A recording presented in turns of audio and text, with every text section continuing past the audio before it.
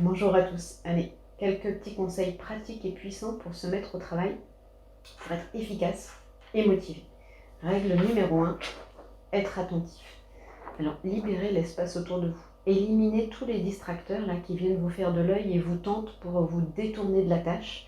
Nos yeux d'ailleurs sont un des plus puissants distracteurs. Donc dès qu'on l'a en tête, hop, on élimine un petit peu d'eau. Et surtout, lui là, c'est le plus puissant des distracteurs. Alors non seulement vous le mettez sur mode avion, mais surtout vous le planquez. Parce que même s'il est sur mode avion et qu'il est à côté, qu'il ne sonne pas, ça nous arrive de le prendre même sans s'en rendre compte. C'est extrêmement difficile de résister. Même à mon âge, je peux vous le dire. Donc 1, attentif, pas de distracteur et on y va.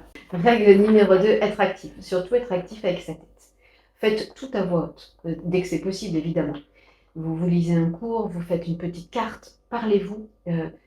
Ça a plusieurs vertus. Dès que je parle, mes pensées, là, toutes les petites pensées aussi, deuxième gros distracteur, qui viennent nous chercher, qui viennent vouloir nous entraîner aussi pour faire autre chose, c'est entre 60 et 80 000 pensées par jour. Et bien, ils vont rester à l'extérieur, parce que je ne peux pas parler et penser à autre chose. Donc, génial.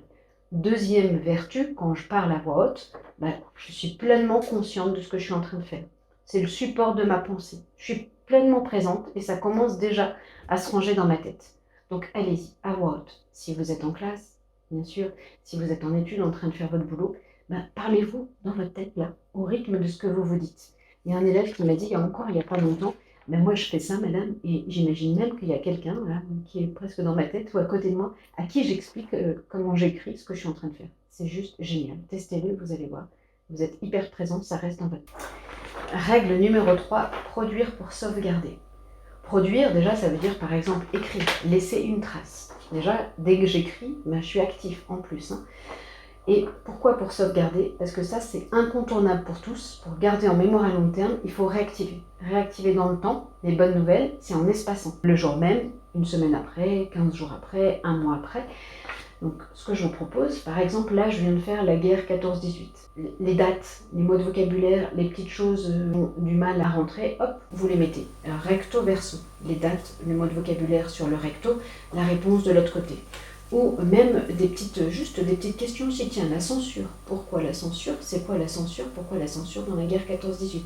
Une carte un petit peu plus grande avec le plan. Là, vous mettez plan et de l'autre côté, vous mettez petit 1, 2, 3. Et ça, par contre, vous l'apprenez aussi par cœur pour avoir une idée globale de quoi parle le cours. Okay. Et puis, ces petites cartes-là, elles sont produites. Donc, le fait de les faire, ça rentre aussi et dans votre tête.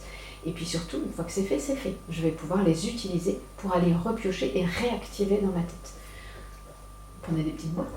Vous avez toutes vos cartes en fonction des matières. Et je vous propose une routine, un rituel, 5 minutes par jour. Vous laissez le samedi et le dimanche. 5 minutes, vous réactivez des cartes anciennes.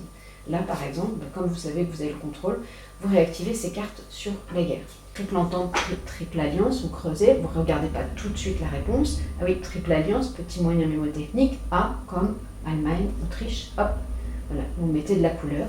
Si vous savez, super, vous mettez, vous avez vos cartes à la fin des cartes pour que ça revienne un peu plus tard. Si vous ne savez pas trop bien, vous avez vos tas qui sont plus faciles à réactiver. Produire pour sauvegarder. Vous n'êtes pas très à l'aise à l'écrit, là c'est le bon moment. Vous pouvez aller chercher votre téléphone, vous pouvez marcher dans votre chambre. Là, vous vous enregistrez. Triple entente, triple alliance, la petite réponse. Vous résumez ce que vous avez retenu sur la guerre, le plan. Et là, vous pourrez, pareil, réécouter les questions, pas écouter tout de suite la réponse, tester votre cerveau et écouter la réponse après. Là, vous avez produit, vous avez été actif, vous avez été attentif, vous avez parlé. Je pense que là, c'est jackpot, je pense. Vous ne serez plus à me dire « Ah mais madame, moi je suis assis à mon bureau. » Et au bout d'un quart d'heure, je me dis « Je fais quoi là déjà ?»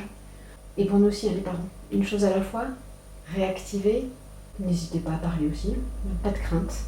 Et puis, gardons bien en tête, l'attention, c'est le secret de tout dans la vie, okay, de l'apprentissage au bien-être. Donc, n'hésitons pas à offrir aux gens qu'on aime des petits moments d'attention. Je crois que c'est le plus beau cadeau qu'on puisse leur offrir au quotidien. Allez, bonne révision, bon travail, à bientôt.